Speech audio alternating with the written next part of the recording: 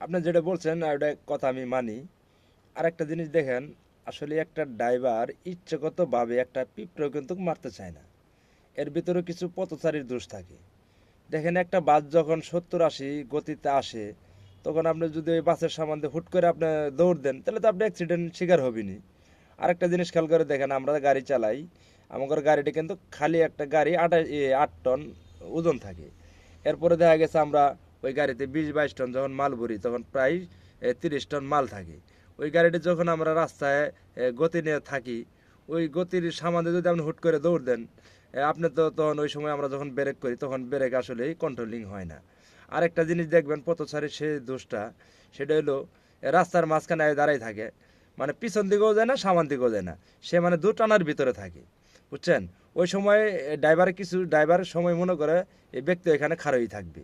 যখন গাড়িটা ব্রেকে যখন না দেয়, তখন দেখা যায় হুট করে যখন দৌড় দেয়, তখনই কিন্তু আসলে দুর্ঘটনার শিকার হয়।